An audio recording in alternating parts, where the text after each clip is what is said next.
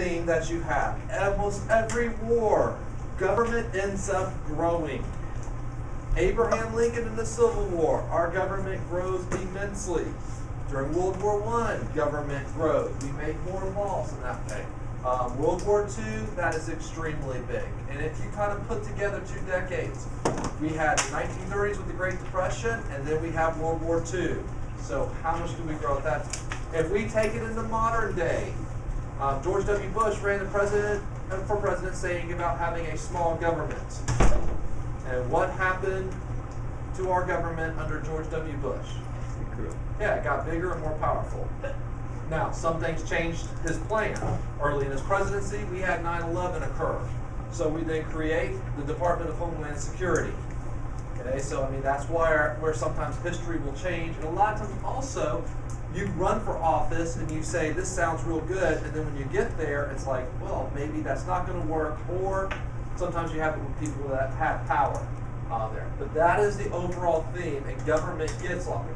The other thing that you have here is, are people going to accept government a little more after the Great Depression and after World War II? All right, do they get used to it? All right. Now, later on, we're going to have a little bit of a counter reaction to this. All right, I say, why does this happen? What? Because it's more necessary to have more government. Okay, why is it more necessary? It is a tragedy. What? Yeah, the crisis. What if we lost the war? Yeah, it'd be taken over. And then I have on there, what about liberties? Liberties, freedoms. What happens to your Bill of Rights during time of war? They go away. Yeah, you lose them. Why? For the safety of the country. Yeah. The efforts are to win the war. In the Civil War, Abraham Lincoln would suspend the writ of habeas corpus, which the writ of habeas corpus says they've got to tell you what they're arresting you for when they throw you in jail. Well, Abraham Lincoln, for the saving of the country, spent in in the Civil War. Part of things with our Patriot Act after 9/11, we took away some of the rights that people have. It makes us safer, but you give up that security. So, we got World War I, we will end up having some things that are passed. During World War II, we're going to have a bill that will come back later on, and that was passed to basically look for Nazis, called the Smith Act. But it was still there after the war. Now, after World War II, who are we going to be looking for instead of Nazis? Yeah, the communists. So that bill would end up being used in that direction for things. So. All right, rationing. This is where I was.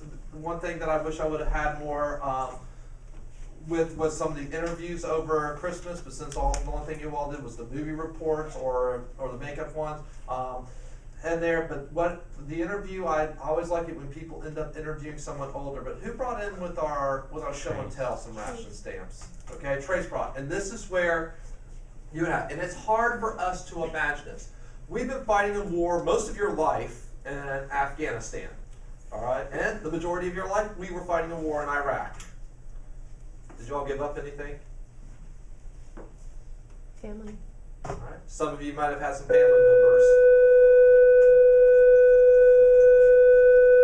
But for a normal American, does it really affect them? All right, they see something on the news, and some people change the channel. Okay, but that's why World War II though affected everybody, and you would have to just to go buy something, and sometimes they were called food stamps, and it's not the food stamps that people think today with welfare. But in order to go buy something, you would have to have this. In order to go buy gas, you just didn't go to the gas station and buy gas. You had to have these stamps. Whenever you bought a certain amount of gas, you would have to not only pay money for that gas, but you would also have to have that ration stamp. Why? Because most of them were going to the military, or they needed a certain amount of money for the military. Yeah, everything's based on the military here. We are to win this war. Now, are there ways to get around it? Smuggling. All right. And this is where we have our illegal and our legal way. Smuggling it or a black market. Okay, you have people that are going to sell things where the government doesn't know it. And then you have a legal way. I'm not planning to do anything this weekend, but Chris wants to go to Orlando. So he needs more gas than what he has for his stamps. He gives me where he has a stamp for that month for shoes. He trades me his stamp for shoes. I give him my gas stamp. All right, and so we kind of work with things that way. And so that's part of what you'd have. And you see out here, I have various things in here.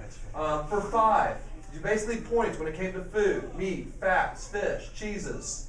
So things that are proteins in there. I mean, you see on here sugar, coffee. I mean, extra things that you have. Spare, I'm not sure what spare is. I guess it's just an extra one. But that's where you would have those things. We would also have things where they would freeze prices. The government came in and say, you cannot raise prices more than this, such and such amount, but you also can't raise wages more than such and such amount. And there, we will have recycling drives. That was not a time period that people thought about recycling, but then they would go and try to have it.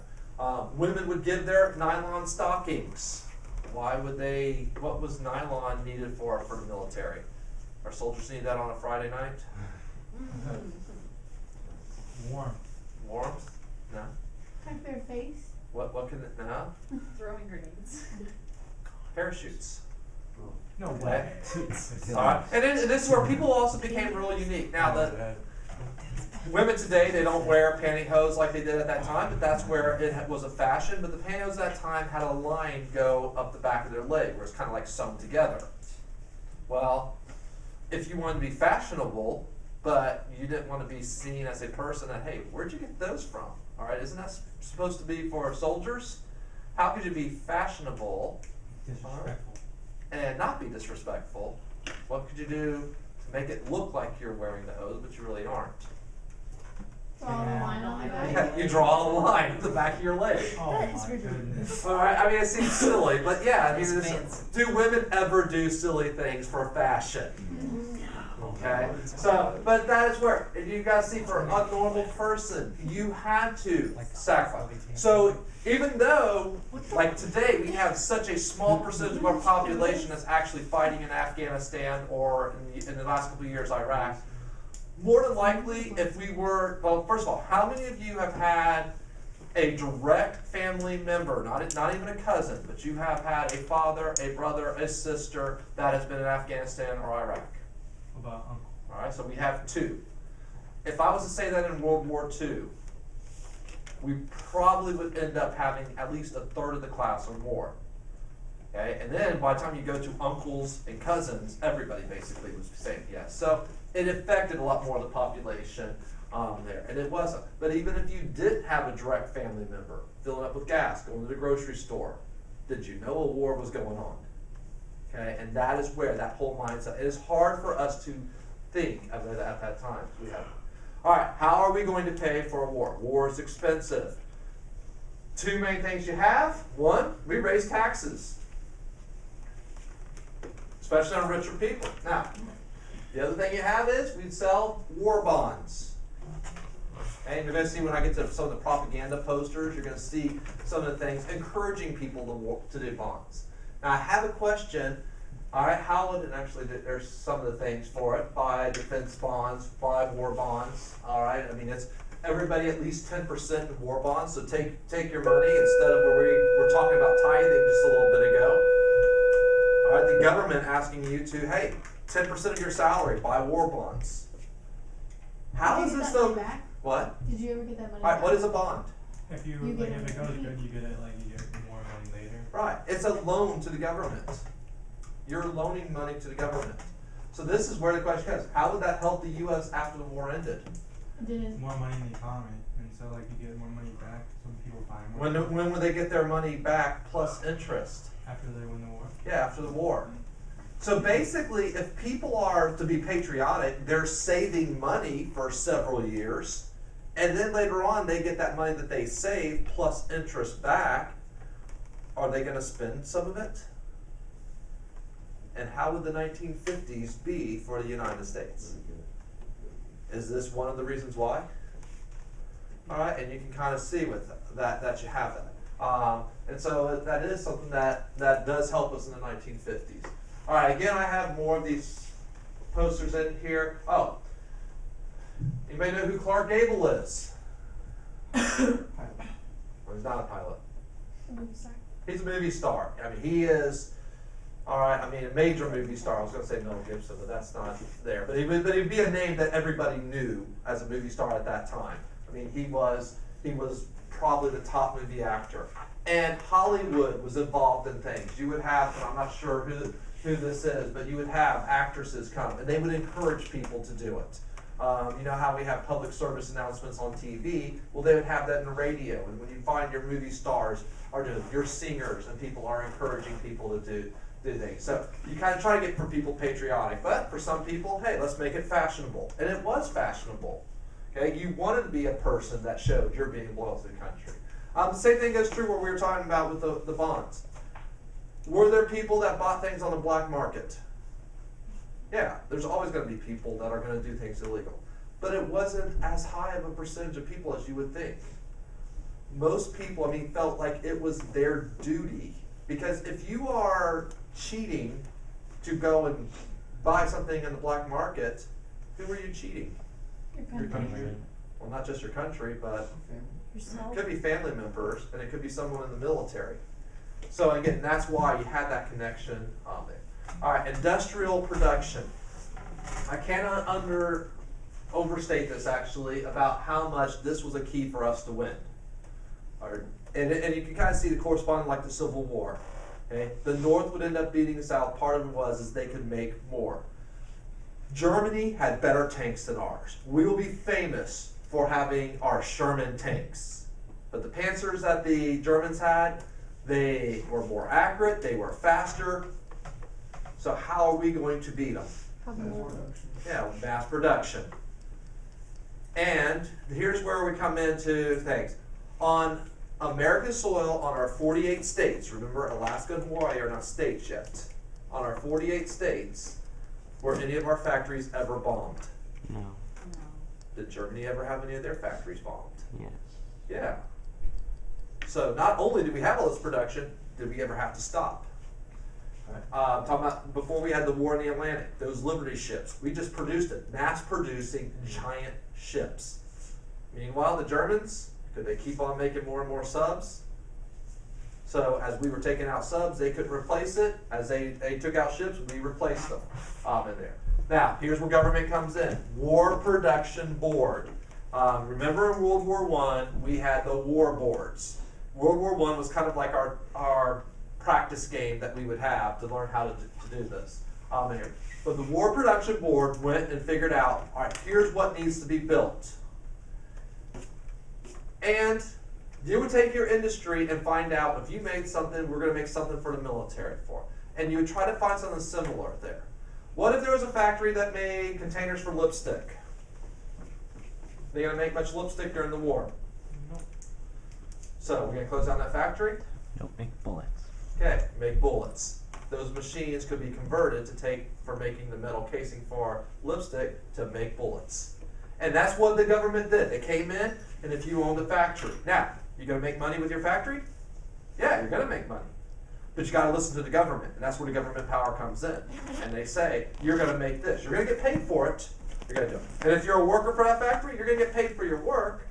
If you say, well, hey, I want a raise, the government has said, no, we're going to have to cap it. All right? We're not going to make it where your employer has to pay you more money. We're only going to pay you so much, but along the way. Yeah. So in war, do we kind of switch to a fascist? Oh yeah, and this is where again it's the government power, and you can, and it is actually, and that's where we were. It's very much like a fascist power, in that way. Which the fascist power, the difference between communism and fascism is fascism, your owners of production still own the factories. Communism, the government owns the factory. We didn't own it on there. If you're Ford, you gonna go out and make a bunch of cars? No. Making tanks. Yeah, you're making tanks, or you're making something for the military. All right, Office of War Mobilization, and I will tell you that for some of you, when you look at this and say, all right, I'm not giving you very many of these war boards. I'm trying to keep this basic. The ones I'm giving you, you must know. This is not be familiar with. These are the must know. There are so many offices and things like that in the government that we have, and I'm trying to go and not overload you with this. Office of War Mobilization. Here's where they went and tried to coordinate. All right, we need to get oil. We need to get iron ore. We need to get coal. All right. So the government comes in and tells these mines, here's what you got to send us. You got to get this to us. All right. There is no getting around this. What if you worked in a coal mine and you felt like you should get a raise? Could you go on strike? No. No. You better not during the war. Would you get thrown in jail? Okay, you could. All right, could the military come in and force you to work? And that's kind of a key thing that for America, that's where it's kind of hard. All right, we're ones where we're real independent. Okay, well, the government's telling us to do things, and this is where the government has to keep people where they are happy, and they feel like, okay, I'm doing this, the government's telling me I must work, but I'm not doing it because Uncle Sam tells me to do it. I'm doing it for the soldiers.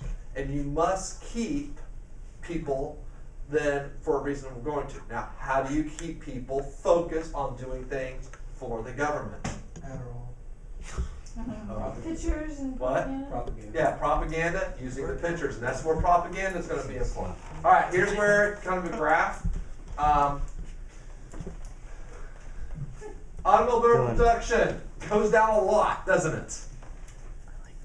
If you're a collector of antique cars, 1943, a good year to have an antique car? No. Yes. Yes. All right. Why is 1943 a good year Because to there have? aren't very many of them. Yeah, there aren't many of them that you have. So if you have a Would that 1942, make the price 1943, of cars go up a lot? Yeah.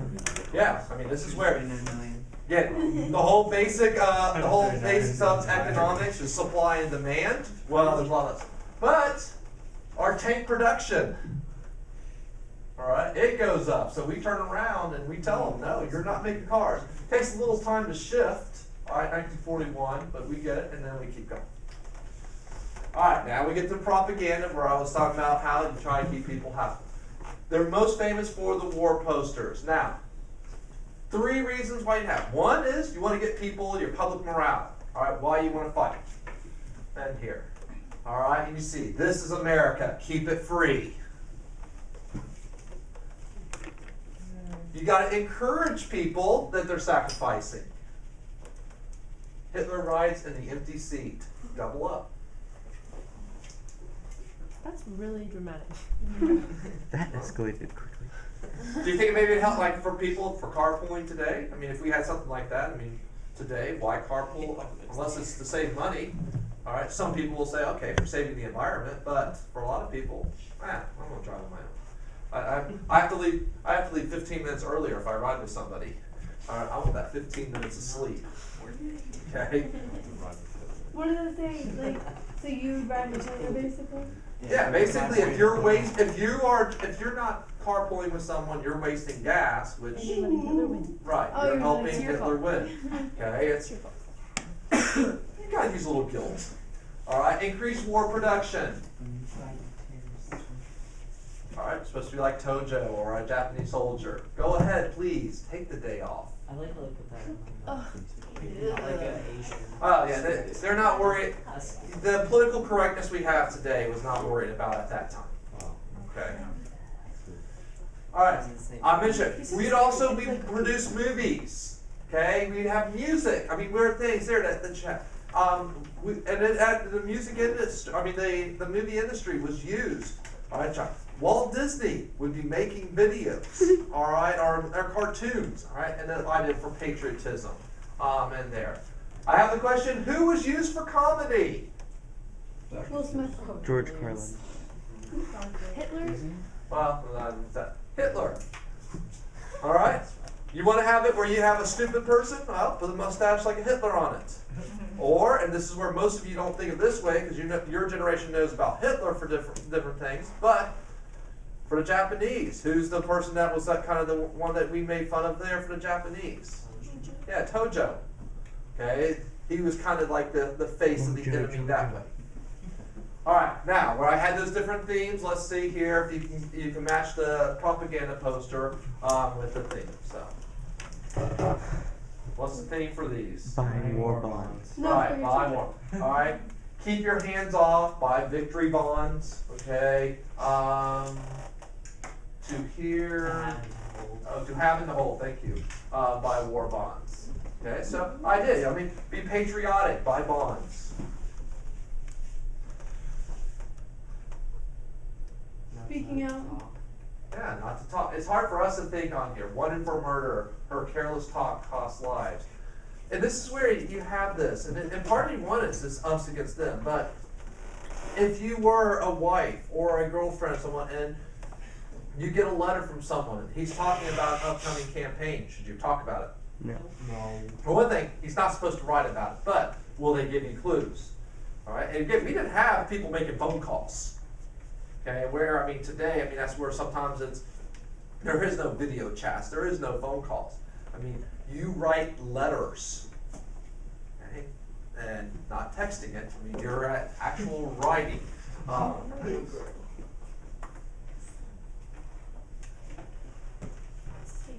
to wait. All right, conserving. It says conserve material. Notice with here, who is that supposed to be? Got a little Hitler on there. Of course I can. I'm patriotic as can be, and so I can't read it myself at that angle. But ration points won't worry me. Okay, ration points won't worry me. And for some of you, you might remember from yesterday. Booby traps. Some of our propaganda was to try to keep our soldiers from getting in trouble when they were on the other side also. All right, as we were trying to encourage them when it came for syphilis and gonorrhea. All right, science. Here's a Is board that why you do everybody need in the to know. village just has STDs? Oh yes, yes. Well, it's the highest rate for, was it chlamydia or one of those? They intermingle.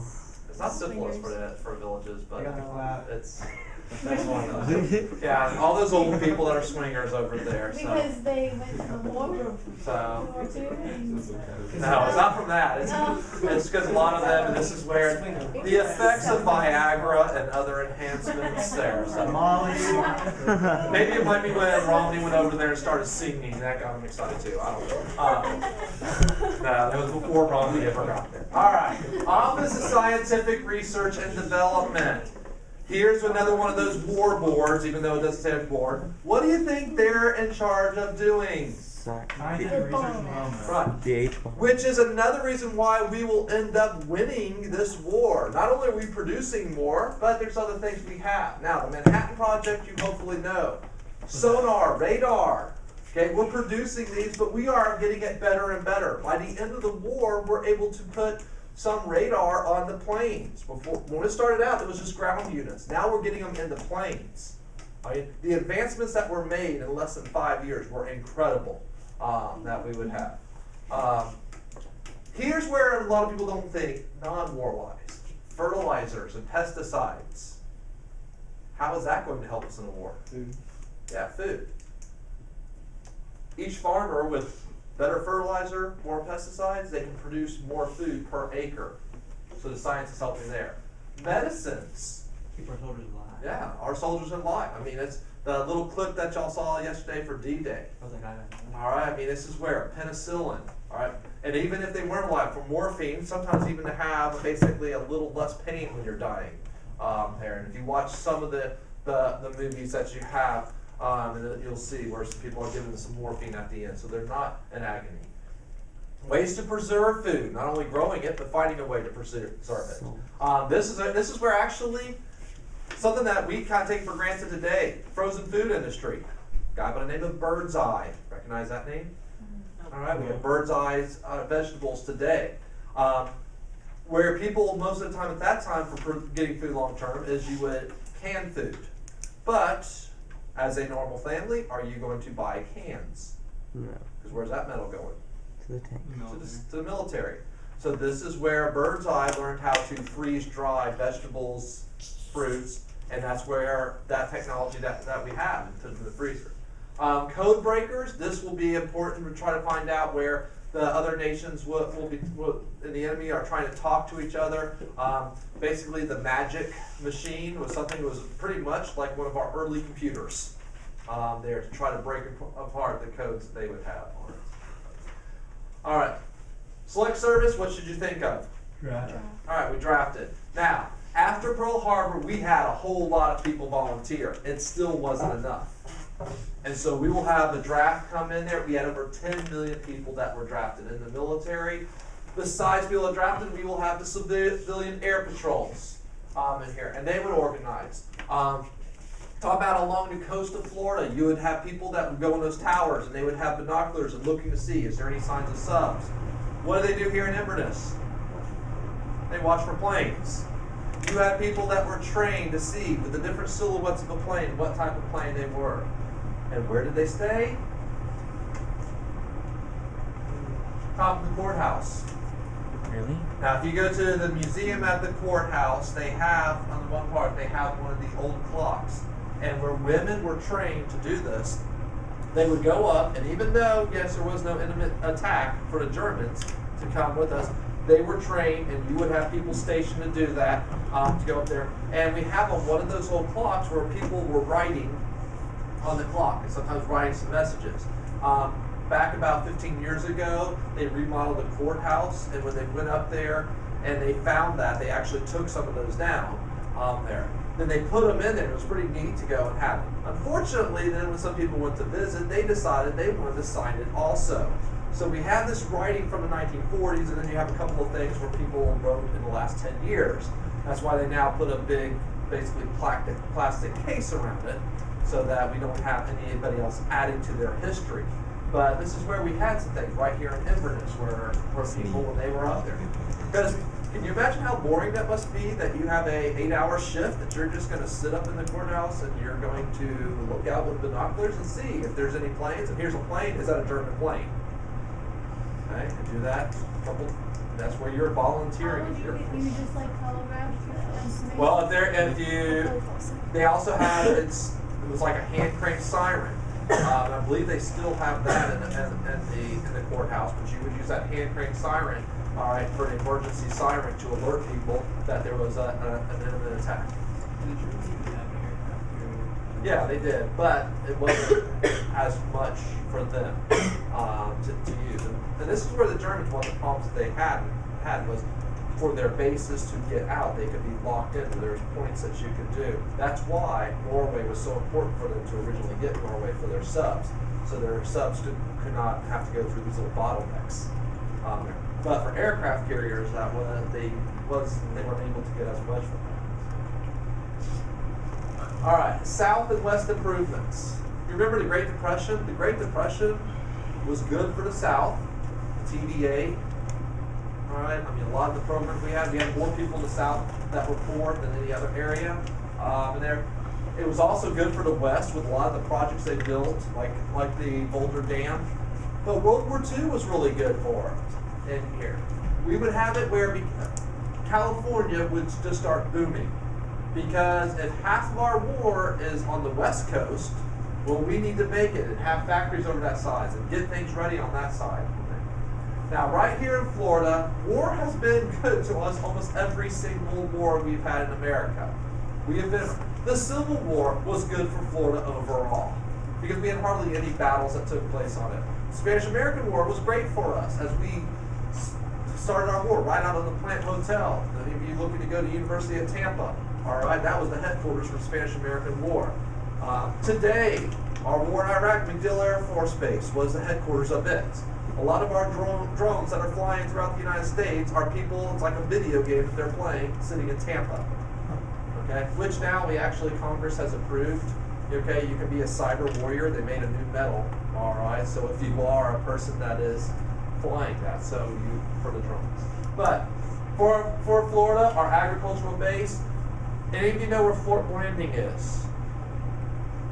It was Fort Blanding during World War II was the biggest city in Florida. We had so many people stationed there. It's in between, or real close to Keystone Heights, about halfway in between Gainesville and Jacksonville. All right, but more people were there. The Great Depression wasn't real good for our hotels. When you think of South Beach at that time, a lot of those areas down in Miami had hotels built in the 1920s. Those that weren't destroyed by the hurricanes. They didn't have a whole lot of people visiting them in the 30s. One thing that they were able to use then is they were then able to go and use them for barracks. Now, how would y'all like to be if you were drafted and you got stationed at Miami Beach? So you get up in the morning and do your calisthenics on the beach. Meanwhile, your buddy, you get a letter from your buddy, and This time of the year in February, he's stationed Oklahoma. in Michigan, there. Yeah, it's a tough life. This morning I got up. We were a little chilly, but it was 73 degrees here in Miami. There. How was it with you? Oh, okay. You all had to do a march on the lake since it's frozen. Okay, and nothing blocking you. But that's where for Florida. Notice I'm here for even buying victory bonds there. Training for D-Day, I mentioned about the Navy SEALs trained down in Fort Pierce. The area around Carabel and on the Panhandle is where they practice their landings for D-Days on the crafts they have on there. And what is backlighting? Yeah, when we had to block out our windows. Right, on the coast you would block out your windows, especially where Palm Beach, Dade, and Broward counties are in that area, because we would naturally go up the Gulf Stream on that area. So. All right, we're going to go ahead and stop right there. Here, besides Florida, a lot of things to kind of look at. What was the impact on it? First of all, growth of cities. We had a boom in factories in World War II. It started before we got in, but once we got in, it was major. Again, one of the reasons why we would end up winning this war was our industrial might. So we have a lot of people that were moving into the factories.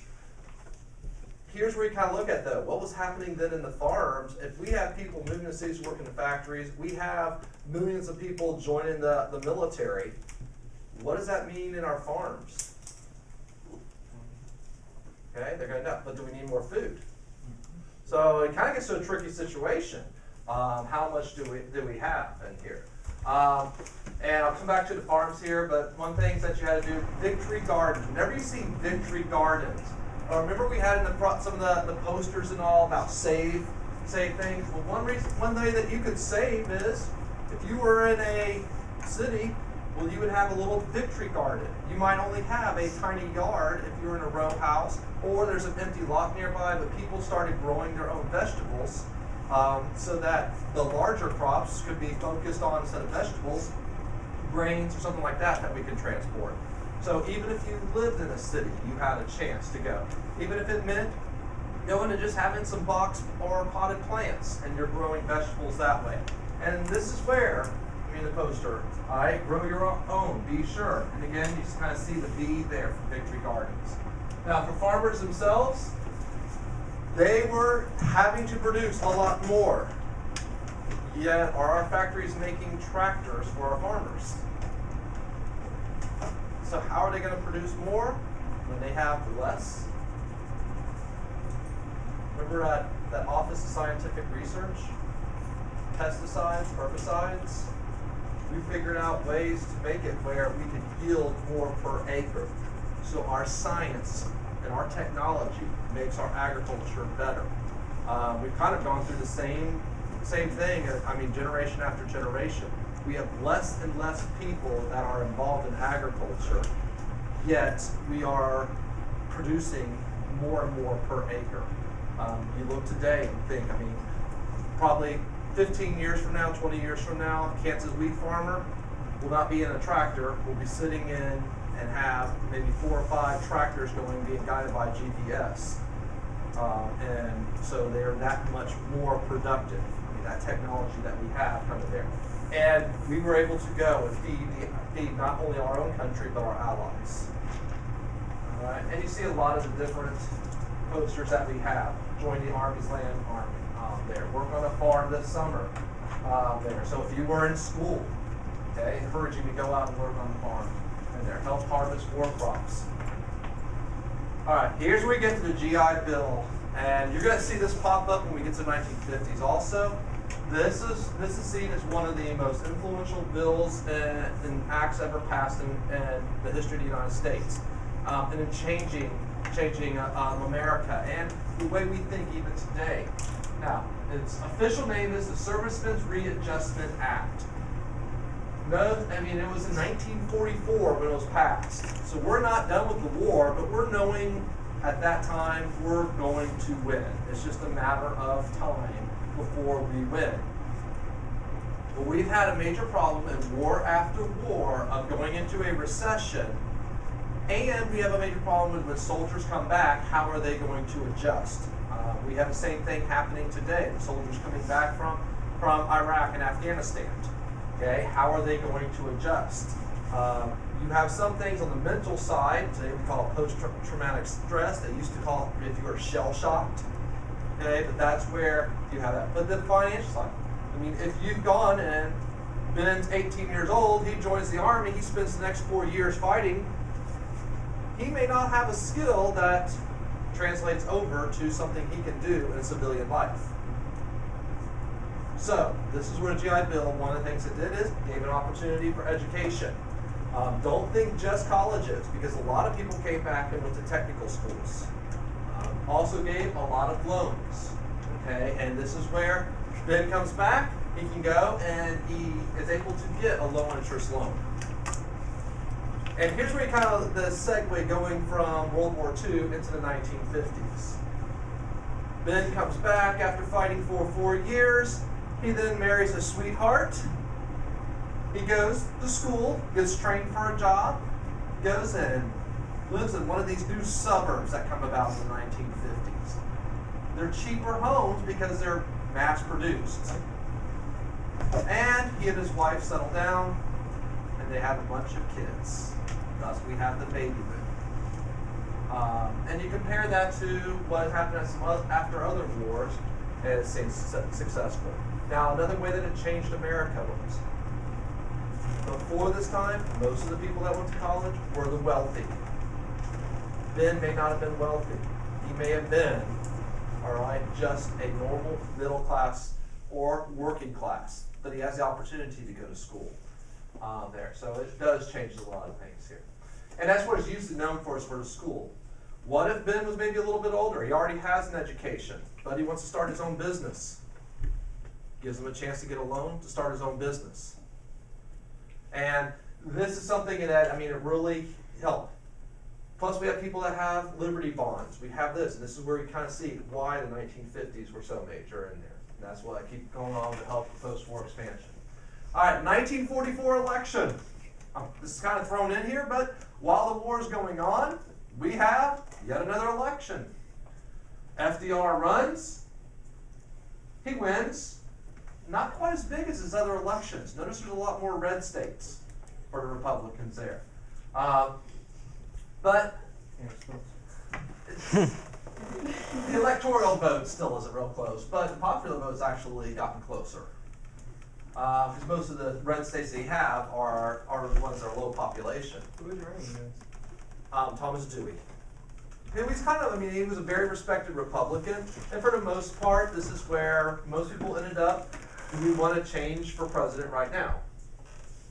Do we have to worry about George Washington's only 2 terms? Nope. No, we already broke that in the 1940s, so I mean, that barrier's already broken. What's the difference 3 and 4? True. The key thing about this is FDR does not keep his former vice president. He brings on this guy, not a lot of people knew about him, Harry Truman. Doesn't really matter. I mean, vice president doesn't do a whole lot of anything, especially in those days. They really didn't. Today, we haven't. So it didn't really matter. Most people had no idea who Harry Truman was. Why would it matter? Is he gonna know? Yeah, because not too long after he won this election, and not too long after his inauguration, FDR would die, okay, within several months of being elected. And little known Harry Truman now becomes president of the United States. Some people look at things and say, all right, was FDR? I mean, he knew he was in bad health. All right, should he have stepped aside for the country at that time? But if you're FDR, you wouldn't give up power at that time. Okay? And he didn't realize how bad the health was going, and he deteriorated a lot in his last 6 months. All right, women during the war. There are a lot of different things, and this is where you're going to see with one thing that some people say this was our secret weapon that the United States had, was women. We have G.I. Jane, right? Who's that? All right, maybe not that. How are women going to have it for being our weapon in this war? Spies, they did some of it. The American women being overseas were not really good spies. We'll allow for the French underground. We'll allow them to do the spying for us. Medics? Well, we have a lot that works in the medical field.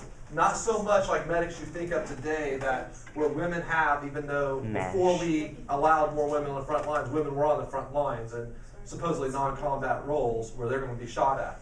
But we did not have women right there. But we would have a lot more women that served as nurses. And that way, men that traditionally filled that as Army nurses, now they were able to go to the front line and women replaced them. What other roles did the women serve in the military? What? Food makers. Well, in some ways they would. It's further back in there, and not in really intelligence side. We try to All right. Basically, and this is where you kind of look at things as working with the quartermaster. We're talking about equipment, clothes, and that's where the food comes in. That's a major part of the military. How are you going to get all these supplies? Well, do we need men working in those shops there? So things like secretaries. Okay, some jobs that are seen as traditionally women.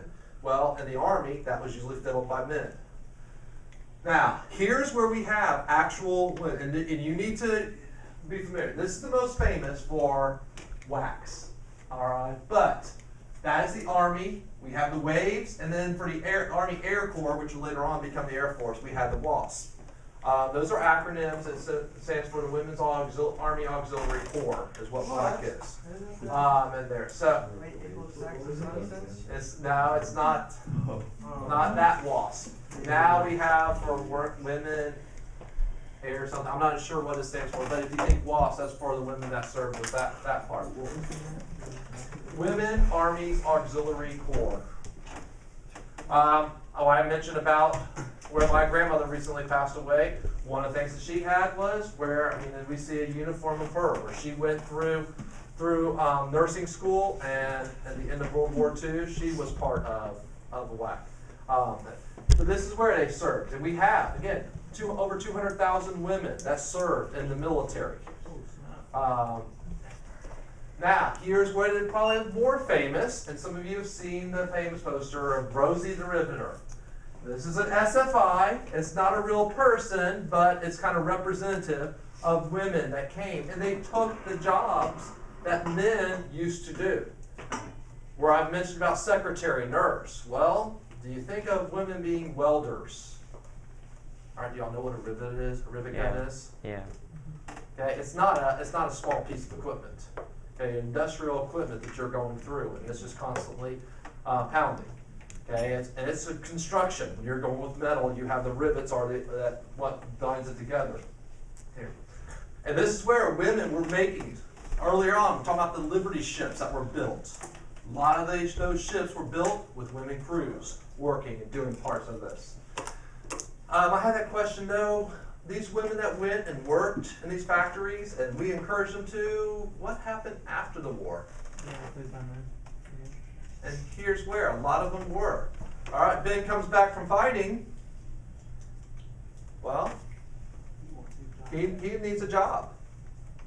Now, if you're a woman and you have probably become a little more financially independent, working this job, do you want to give it up because, well, the men are back? And here's where I want you to kind of look at. Now, a lot of women gladly stepped away. What if one of the women that Ben was maintaining a job of was the person he had married? And the woman decided, I want to be at home and do a traditional stay-at-home mom. So as he moves to the suburbs, she goes and is a traditional stay-at-home mom. But do all women want to do that? Yeah. And here's where you're going to find, for World War II, we have the seeds planted for later movements. Because the feminist movement will be one, all right, that these seeds are planted. Can a woman do the same job as a man? All right, family difficulties. What if? Well, Ben got married beforehand. His wife moves to the city to work in one of these factories, takes children. Or when Ben's home at leave, all right, 9 months later, they happen to have some children. What does she do when she is now in a strange city, no longer has any family members, where she's working in this factory? What does she do with the children? Or if it's a single home? They didn't have daycares like we have today. Lock them at home. Lock the door. And some of this would be. A lot of times you would have to leave them home. Now this is where, and you'll see this happen again and again, like Great Depression we had this, but in World War II. If we had for some of these women, whether they be single women or their husband was away and they had children and they were in a stranger area, they kind of would work together. Okay, there's, all right, Jessica's working a night shift, so she looks after Haley's children. Okay, and but you can read some cases where women would actually, they'd be afraid to leave their kids at home. They would leave their kids in the car while they were working a shift at the factory. Okay, I mean, that was the daycare. Stay in the parking lot, stay in the car. And you didn't have video games to play or anything like that. All right, I know we had a movie. What is a Dear John letter? It's like a breakup letter. Okay, it is a breakup letter. Long before the movie, we would have, and this is where they kind of got known as Dear John letters, because, all right, Jessica, you're going to be Ben's wife. Sorry, someone's got to see it. But Jessica and Ben, they've been boyfriend and girlfriend here in high school for a while. All right. Ben then goes off to serve, and since they've been in love for so long, all right, they get married. All right, 18 years old, 17 years old. Okay, but he goes off and serves. And do you think after maybe serving a little while in the military and seeing some battle that Ben's going to change any mentally? No. Yeah. Okay. Meanwhile, Trace, he's back at home. He's helping with the family business. And Trace is helping out. Now, Ben comes home for his leave, and Jessica's, it's one of saying she's a good wife, but it's not quite the same anymore. All right? He's different. All right? And as they're going in letter, now, we're going to have, like for Ben, we're going to have, and for a lot of men, they'd have the picture of their girl, whether it be their wife, their girlfriend. And we also, World War II is famous for its pinup girls. Oh my God. Okay, and this is where you would have a lot of it. That's kind of, you think of our Hollywood movies, and you would have a lot of those for our soldiers. So Ben might have a picture of his wife and his pinup girl. All right, I don't know if Jane Russell was quite big yet, but someone like that at that time period. But after a couple of years, I mean, he comes home every now and then. He's able to come home, and he'll be home for a little while, but then he goes back in for a while. And he's getting these letters, and then over time, though, it's like, oh, I really miss you. Thank goodness, though, the front porch was falling down. Trace came by, and he repaired it. Okay, and then after a while, you get one of those, instead of a Dear John letter, it's a Dear Ben. I feel that we have grown apart. Aww. Which, if you aren't a soldier overseas, all right, what are you thinking? Yeah, there's an ocean keeping us apart. All right, and again, this is where you had these letters come. And a lot of times what it was maybe not even where you have a relationship beforehand. It might be for a lot of people that we had the USO, where a lot of women kind of served, and as soldiers before they went off overseas, they would have, I mean, it would almost be like a dance that you would have. And so they'd meet, and you know stories about how they fell in love. Well, it's great when you hear those stories, and you had these people they met right before he went off to war. They fell in love. They ran off to Atlantic City and got married, and then he went off to war. And you hear these stories where 60 years later, they're still married. But was that usually the rule? No. A lot of times it was for the woman afterwards realizing, I have no idea who I just married. Okay, and it might not just be a Dear John letter. It's, Dear John, here's these divorce papers. All right, make sure you get them signed and notarized, all right, while you're there. Okay, but that's where you kind of have a lot of those things. And this is where, think about, where I mentioned about pinup girls. That is part of what we have. You'll notice on a lot of airplanes, you'll see where they would name planes after their girlfriend. Something like that. Name my plane after. And there's Dear John. All right, Japanese Americans. We will have Japanese Americans. They are born in the United States, but they are Japanese descent.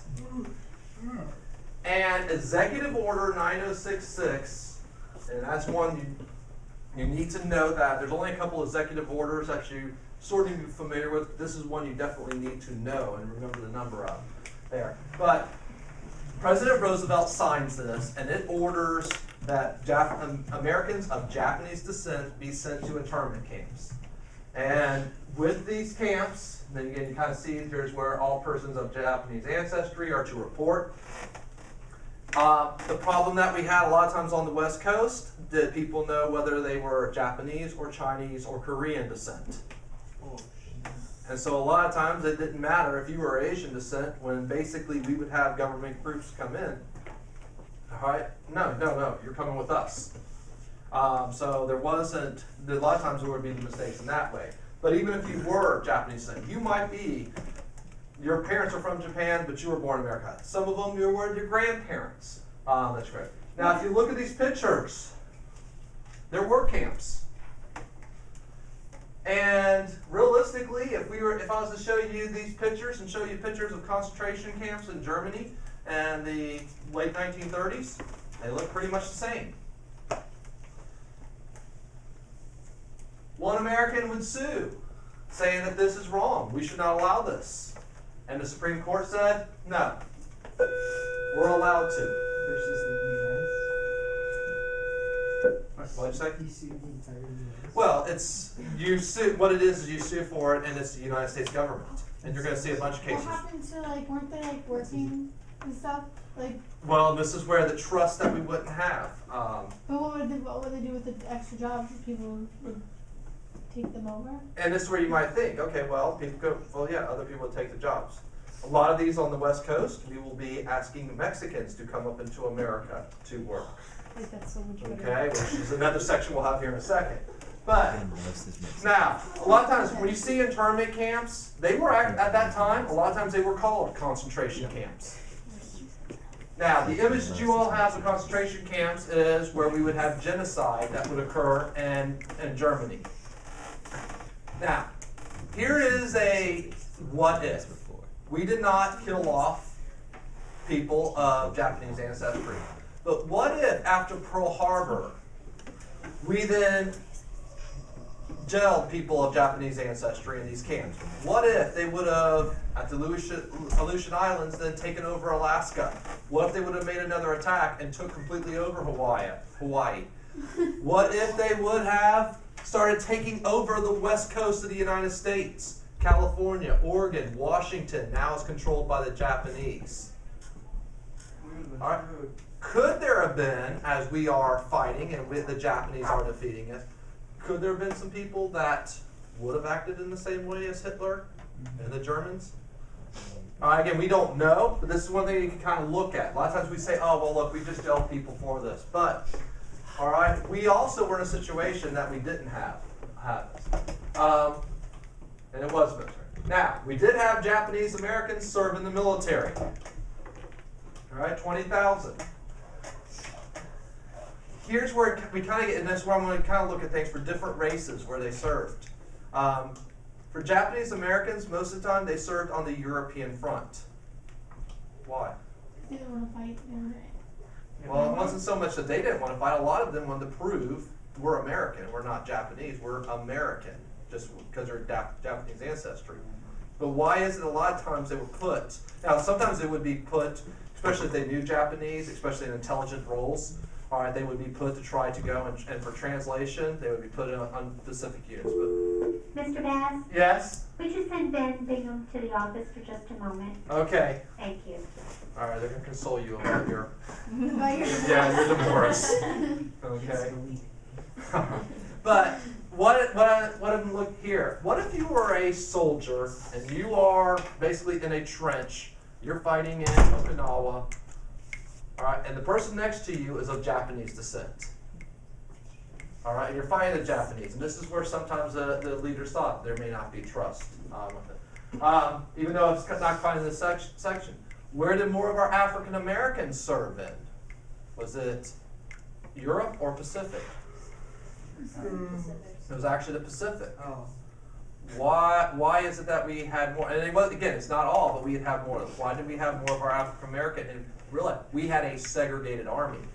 So our segregated black units, why were more of them serving in the Pacific? Because the Pacific was more dangerous. It's more dangerous. In some cases, some of the roles we gave them was that. But part of this comes down to, we had an idea with the concentration camps. Would military camps by the Nazis treat a black soldier the same as a white soldier if they were captured, and give them the rights of prisoner of war? So that's part of it. Now what's ironic about this though is, how about Jewish people? Americans that were of Jewish faith, do they serve in Atlantic or the Pacific? They actually were more in the European. And a lot of them chose that they wanted to. They wanted to serve, and they allowed them more to serve. And this is where a lot of Americans knew what was going on from relatives that they had in Europe that were Jewish. That, all right, it's not quite as good as what a lot of people say.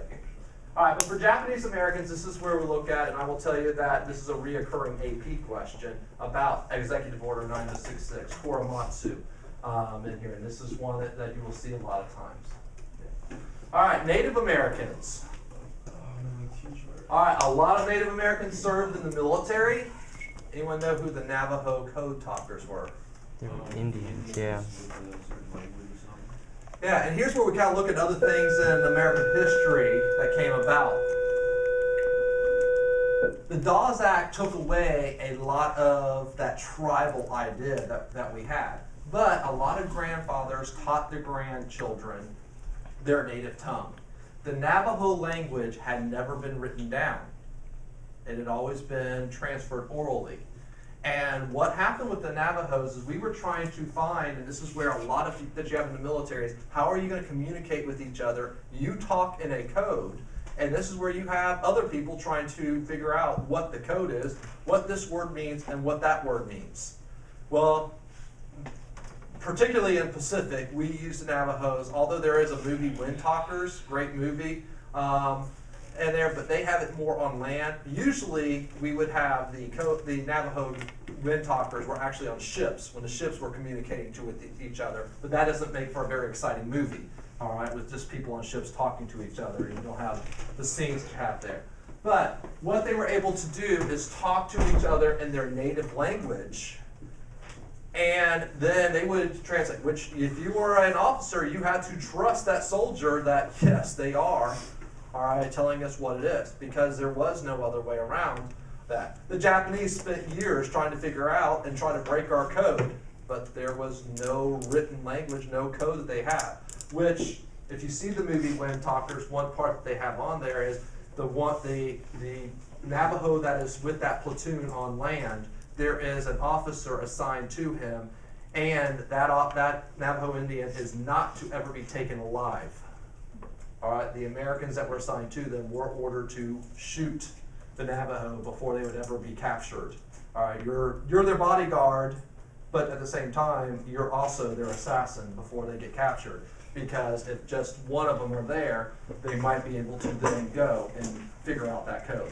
And again, that's why most of the code was on the language. But that's just one of the examples that were used for Native Americans. Thousands of Native Americans moved off of the reservation and went and worked in factories. They're some of the ones that did go and move. All right, Mexican Americans. We would encourage them to come and work in factories and farms, especially on the West Coast. If you see the word bracieros, and I'm not sure if I pronounced that right, this is where they are the temporary workers that we would have. So we're inviting them. Same as World War I, we're inviting, come on, we need workers.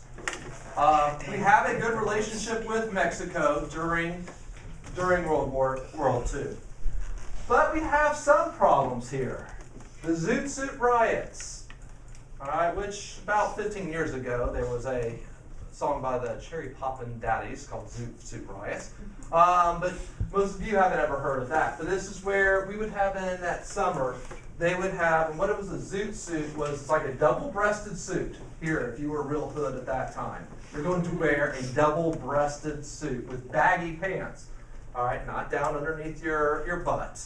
Okay, so you think about that, but that was the fashion that a lot of the young men wore, especially in the city, and especially if they were Latino. Well, what happened was a lot of soldiers that were on leave in San Diego, Los Angeles, one of the things they would do when they were kind of letting out a little steam would maybe go out and have some drinks. And several different times we will have it where when you would have these groups of Mexican young teenage boys, and they would end up getting into a fight. And what happened in Zoo Suit riots is we'd have sometimes the sailors and soldiers that were on leave go in and find them and targeting them and just beating the crap out of them. What happened when these sailors would then go in front of the judge, basically for beating up some of our immigrants that we invited to work, or it might just be someone of Mexican ancestry that is an American. What did the judge do to them? Did them off. Warned them. All right, you shouldn't have done that. Thank you for your service. Get on the boat, go kill some Japs. Okay, and that was kind of the philosophy that we had at that time, which kind of shows what was the status that was seen for Mexican Americans. Poor. All right, and they say, all right, we're the soldier. Where today kind of look at things that even if you are a soldier, most of the time you're not going to get away with something like that. All right, African Americans during the war. Realize I said this before, we had a segregated military. We're fighting for the freedom of the world with a segregated military. Yeah. Now, there were groups that we had, and the most famous of which is the Tuskegee Airmen. We put them on some of the most dangerous missions. Remember the Tuskegee Institute found in Booker T. Washington? Well, they trained outside of that. What happened with them, and one of the things that we actually had for Tuskegee Airmen was to shoot down balloons. Anyone know what the balloon warfare was? Mine? Not the Japanese. Well, they were sort of mines, but they're balloons in the air. I forget the name of them. That's a stop bombers and flash. No, it wasn't even those. Not those balloons. Derrieres, not derrieres, but something like that. I know what you're talking about. Japan came up with a plan that was actually pretty ingenious, and the only Americans to die on American soil of our 48 states, again, Alaska and Hawaii were not states, for a military action happened because of this. They launched hot air balloons, and they had timers on it that what it did is over time, and they launched them up into the jet stream in Japan. You know what the jet stream is, the high speed winds. Those balloons would then come over and fly across the Pacific Ocean and the really high air currents. And then they had it set for timers where they tried to figure it out that once they got to a certain point, the timers would start dropping bombs along the way.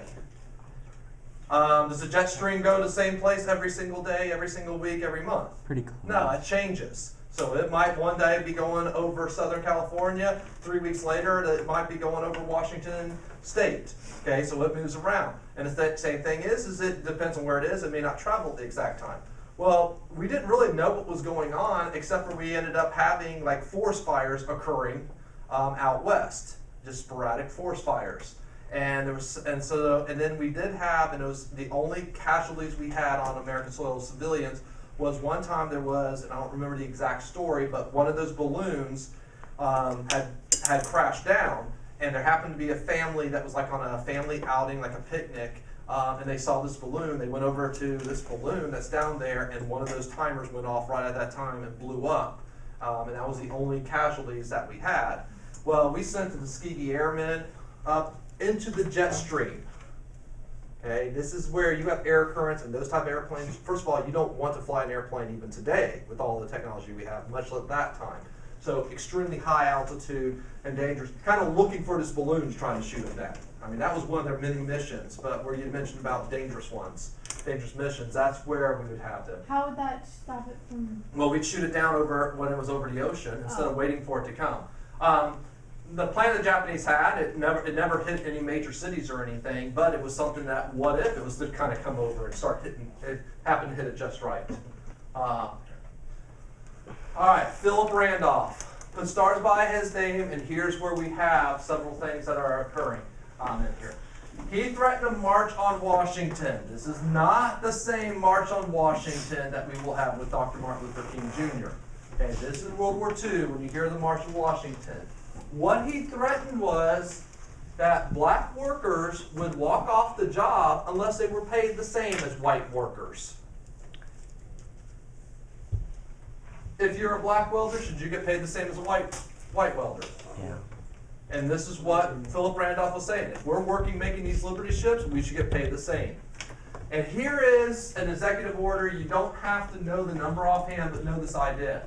Franklin Roosevelt would make Executive Order 8022 and say, in any defense industry, for something going to the military, that you will be paid, again, Fair Employment Act, a fair wage regardless of race or gender. So men, women, white, black, didn't matter what your race or your gender was. If you're a welder, you get paid this. If you're a riveter, you get paid this. You're paid on what your job is, not what your skin color is or what your gender is. Wow, is that a unique idea?